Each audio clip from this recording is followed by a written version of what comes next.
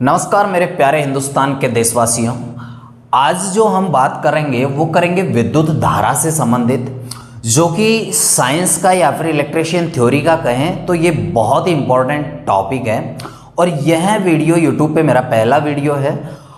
मैं आपसे बस इतना कहूँगा कि आपको अगर वीडियो पसंद आता है तो प्लीज़ लाइक करें, नहीं पसंद आता है तो डिसलाइक करें, और ज़्यादा पसंद आए तो सब्सक्राइब भी कर देना, है ना भाई। तो देखो, आज जो बात कर रहे हैं वो कर रहे हैं विद्युत धारा की, विद्युत धारा की, ठीक है। तो विद्युत धारा एक्चुअल में है क्या, पहले हम ये देखेंगे।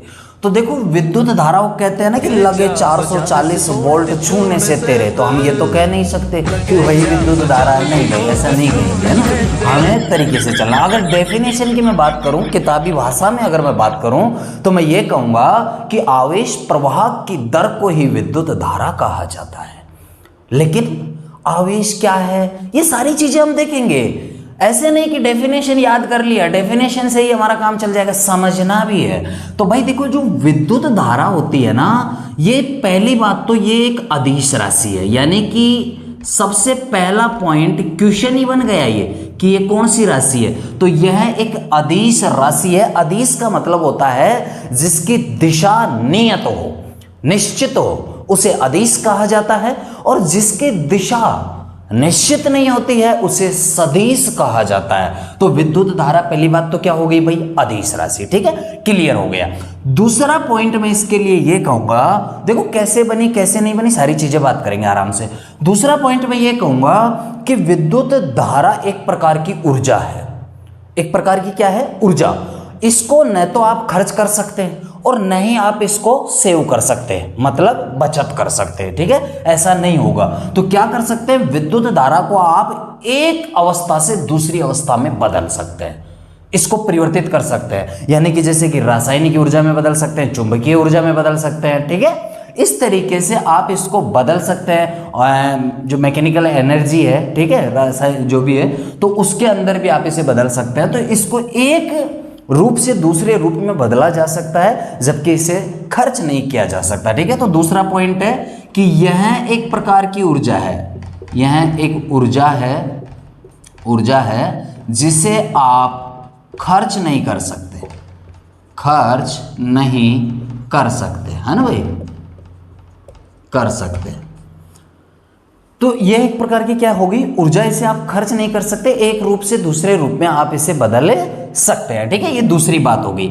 अब देखो तीसरी बात, तो तीसरी बात, विद्युत धारा को किस में मापा जाता है, मतलब इसका मात्रक क्या है। तो इसका जो मात्रक होता है, ये भी आपका क्वेश्चन बन रहा है, ध्यान रहे। मात्रक जो होता है वो होता है एम्पियर। क्या होता है भाई, एम्पियर होता है, एम्पियर। किसका, विद्युत धारा का मात्रक, ठीक है। ये बात क्लियर होगी। तो देखो यहाँ पे आपके 3 क्वेश्चन क्लियर हो चुके। आगे देखो हम बात करते हैं और समझते हैं कि विद्युत धारा आखिरकार बनी कैसे, किसने बनाया और क्यों बनाया। तो देखो, ये बात है सन लगभग आज से 2500 वर्ष पूर्व की। कितने साल, 2500 साल। 2500 साल पहले की बात है, जब एक वैज्ञानिक था जो कि कहाँ का था, यूनान का। देखो एक एक चीज ध्यान में रखना, कहाँ का वैज्ञानिक, यूनान का। क्वेश्चन बन सकता है। तो यूनान का एक वैज्ञानिक था जिसका नाम था थेल्स। क्या नाम था भाई, थेल्स। ये थेल्स ना बड़े खुरापाती दिमाग का आदमी था। तो इसने क्या किया कि देखो, जब अपन देखते हैं, आपने देखा होगा कि जब अपन छोटे बच्चे थे, स्कूलों में पढ़ते थे, तो जो स्केल होती थी ना, उसको अपन सिर पे रगड़ते थे, सिर पे रगड़ के कागज के टुकड़ों के पास में ले जाते थे ना, तो कागज के टुकड़े चिपक जाते थे उस स्केल से। तो हम कहते थे देखो क्या जादू कर दिया मैंने, जादूगर बन गया। लेकिन एक्चुअल में ऐसा होता नहीं है, ऐसा नहीं होता। वो आवेश के कारण होता है। कैसे होता है आगे बताऊंगा, मैं आराम से समझाऊंगा, ठीक है। तो देखो, यूनान का एक वैज्ञानिक था जिसका नाम था थेल्स। और ये वर्ष तो नहीं कहूंगा, लेकिन लगभग मानना है कि लगभग 2500 वर्ष पूर्व। कितने पूर्व भाई, 2500 वर्ष पूर्व की बात है, जब यूनान का वैज्ञानिक जो थेल्स था, इसने देखो स्केल तो नहीं लिया, लेकिन इसने क्या ले लिया, एक एबोनाइट की छड़ ले ली। किसकी छड़ भाई, एबोनाइट, एबोनाइट की छड़ ले ली इसने, ठीक है। और रेशम का एक टुकड़ा था, उससे इसको रगड़ा। ये क्या है, रेशम का टुकड़ा, ठीक है। रेशम का एक टुकड़ा था, उससे जब इसने रगड़ा इसको तो भाई साहब इसने पाया कि ये जो एबोनाइट की छड़ थी ना वो कागज के टुकड़ों को अपनी ओर खींच रही थी, मतलब इसकी ओर आकर्षित कर रही थी। तब थेल्स ने एक चीज तो कंफर्म कर लिया कि यार इसमें कोई ना कोई बल आ गया, जब इसको मैंने इससे रगड़ा तो इसमें बल आ गया, तो यानी कि ये कुछ न कुछ तो हो सकता है। तो बस उसी चीज को मद्देनजर रखते हुए इस यूनानी थेल्स नाम के वैज्ञानिक ने एक विद्युत धारा की खोज की, और वो जो विद्युत धारा थी ना वो धारा थी स्थिर विद्युत। कौन सी भाई? स्थिर विद्युत। ध्यान रहे, स्थिर विद्युत की खोज किसने की? तो थेल्स ने की। थेल्स कहाँ का था? यूनान का था। और स्थिर विद्युत की खोज कब हुई? तो लगभग आज से 2500 वर्ष पूर्व। इस चीज का भी ध्यान रखना, सबसे पहले जो खोज हुई थी वो स्थिर विद्युत की हुई थी। जब भी आपसे पूछा जाए कि सबसे पहले खोज या फिर विद्युत की खोज करता कौन थे, तो आपको बताना थेल्स। ठीक है भाई, ये भी क्लियर हो गया। तो ये जो स्थिर विद्युत थी ना ये व्यवसायिक रूप पे कारगर साबित नहीं हुई। व्यवसायिक रूप पे मतलब कि एक जगह से, जैसे कि ट्रांसमिशन करना हो, इसको एक जगह से दूसरी जगह पे भेजना हो, भाई विद्युत जहां बना रहे वहीं काम आएगी, ऐसा तो पॉसिबल नहीं है। ठीक है, तो ऐसा थोड़ी था कि एक जगह से दूसरी जगह पे भी भेजा जा सके, जो कि पारेषण लाइनें होती है उनके द्वारा। तो ऐसा ये जो स्थिर विद्युत थी एक जगह रहने वाली विद्युत थी, तो ये व्यवसायिक रूप पे कोई कार्यरत काम की नहीं थी या फिर कारगर साबित नहीं हुई। ठीक है, तो ये इसीलिए हम इस थेल्स का मैटर यहीं पे क्लोज कर देते हैं। थेल्स को ज्यादा आगे नहीं पढ़ेंगे, बस थेल्स को इतना ही पढ़ेंगे।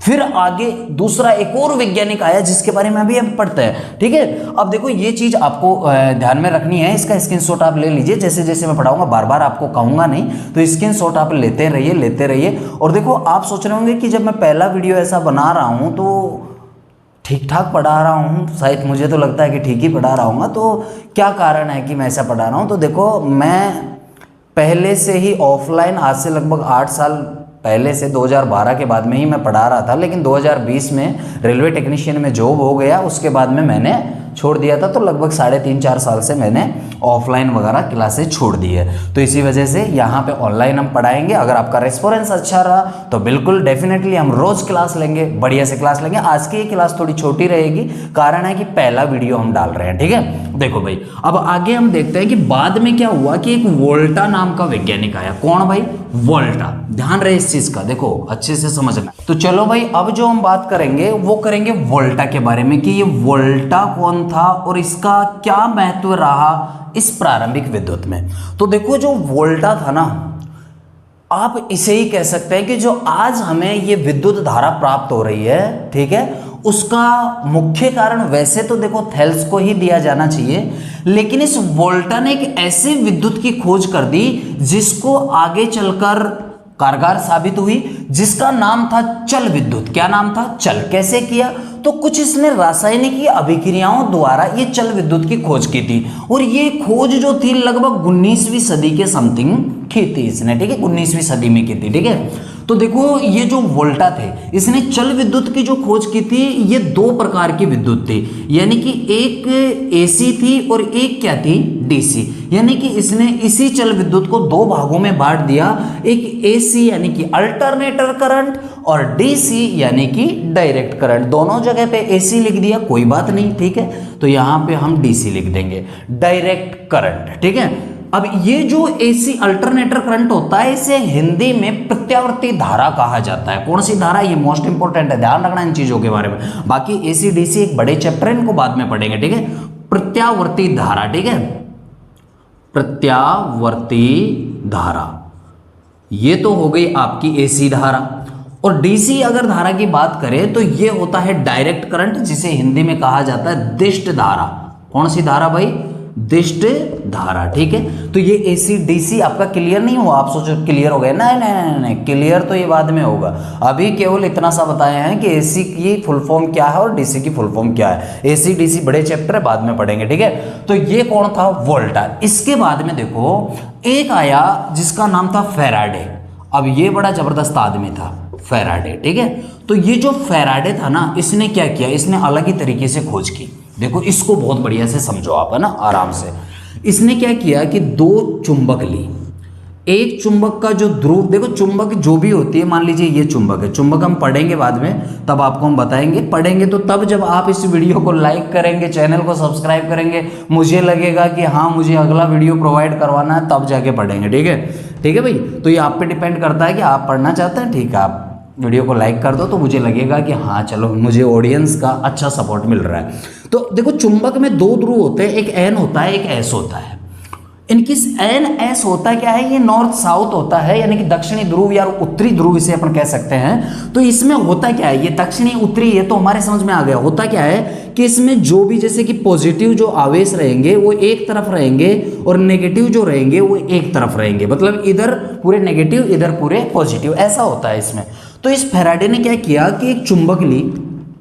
अब एक चुंबक की इसने भले ही दो टुकड़े कर लो, कोई दिक्कत नहीं, क्योंकि चुंबक को तोड़ने पर प्रत्येक टुकड़ा स्वतंत्र अवस्था में कार्य करने लग जाता है। यानी कि अगर आप चुंबक के दो टुकड़े करेंगे तो वो अपने आप ही उसके दो क्या बना लेता है, मतलब पॉजिटिव अलग बना देता है और नेगेटिव अलग बना देता है, अपने आप में एक चुंबक बन जाता है वो अलग से और स्वतंत्रता के रूप में कार्य करने लग जाता है। तो इसने क्या किया कि दो चुंबक ली, एक का ध्रुव एन इधर रखा और एक का इधर क्या रखा, एस रखा।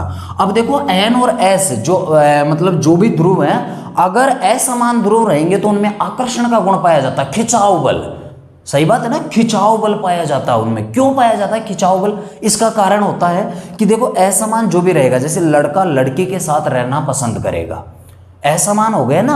अब लड़का लड़का के साथ अगर आप उसको भेज देंगे या फिर कहेंगे कि इसी के साथ रहो, तो वो पसंद नहीं करेगा। ठीक है, लड़की एक लड़की के साथ पसंद नहीं करेगी। ठीक है, ये ध्यान रखना।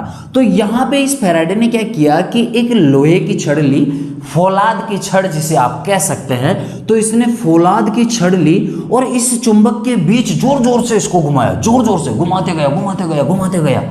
तो घुमाने से क्या हुआ भाई, देखो यहां पे चुंबकीय क्षेत्र तैयार हो रहा था। क्यों हो रहा था? क्योंकि एन और एस है तो एक दूसरे की ओर आकर्षित होंगे, तो इनके चुंबकीय जो क्षेत्र है इनको फिक्स कर दिया, चिपकने नहीं दिया कि नहीं दूर रहो दूर रहो, लेकिन इनको एक फिक्स कर दिया गया। तो इनकी जो रेखाएं हैं वो तो भाई आपस में होगी ना। देखो वो कहते हैं कि जब लड़का लड़की दूर दूर भले ही रह जाएंगे लेकिन निगाहें तो जाती रहेगी, निगाहों में उनका कनेक्शन बनेगा। ऐसे इनका इन रेखाओं से क्या बन रहा था, कनेक्शन बन रहा था। सही बात है ना। तो ये जो कनेक्शन बन रहा था ना, बीच में भाई साहब आ गया यहाँ पे अपवाद। कौन? ये लोहे वाली छड़। अब ये क्या है, जोर जोर से रोटेट करने लग गई, घूमने लग गई।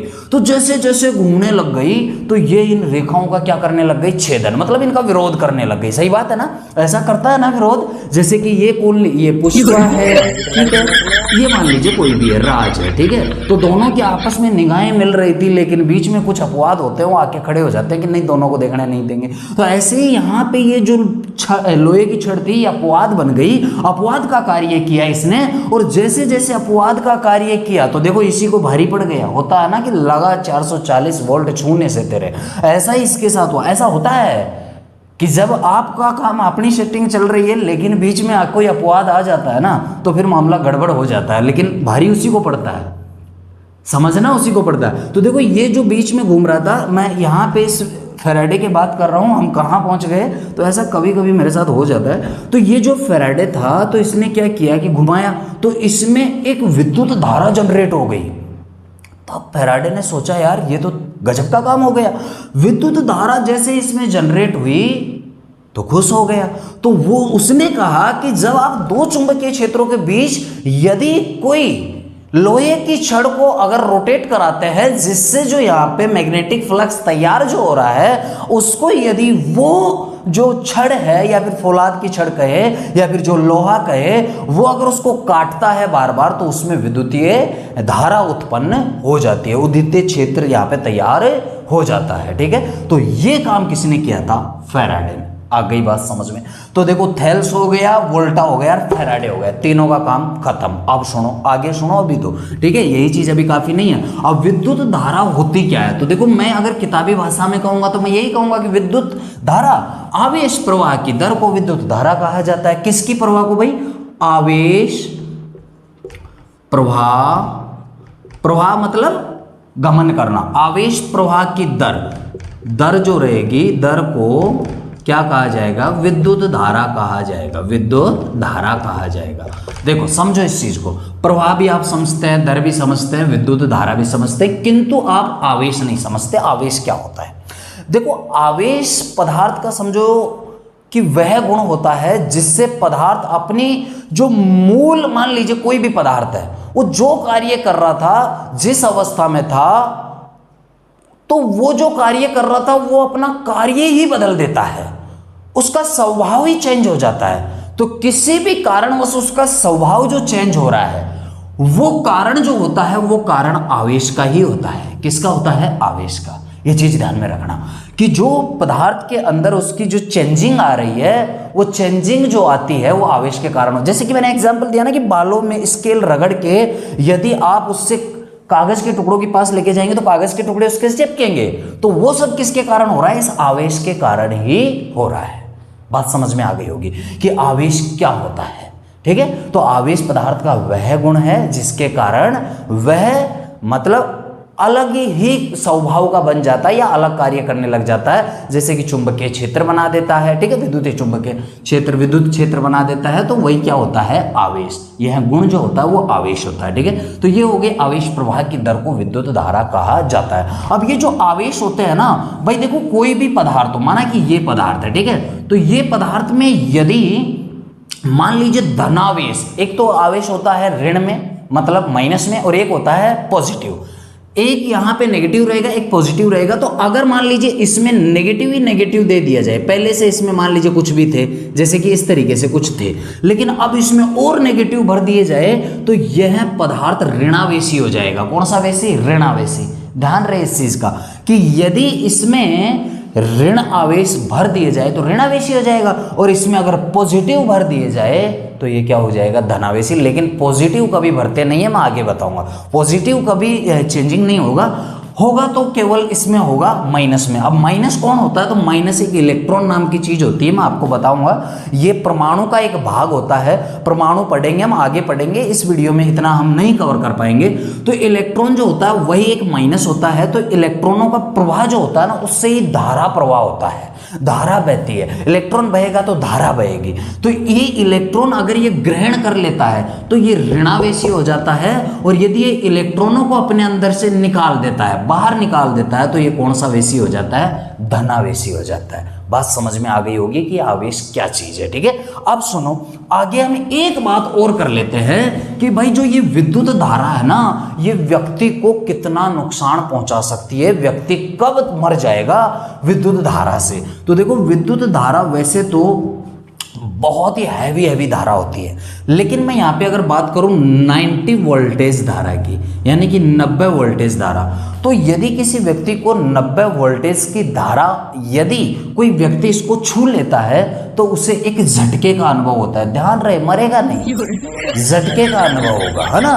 तो हाँ, तो झटके का अनुभव होगा तो मरेगा कब? तो ध्यान रहे इस चीज का कि मरना एक तो टाइम पे भी डिपेंड करता है कि कितने टाइम तक उसके अंदर से धारा का प्रवाह हुआ है, धारा का गमन हुआ है, धारा से वो पकड़े रहा है। ठीक है, तो देखो जब किसी व्यक्ति को 3 से 4 सेकंड के लिए, कितने, ध्यान रहे यहाँ पे, 3 से 4 सेकंड के लिए यदि 10 मिली एम्पियर, भाई एम्पियर नहीं, ओनली 10 मिली एम्पियर की धारा यदि उसमें से गुजर जाती है तो व्यक्ति की मृत्यु हो सकती है, मौत हो सकती है।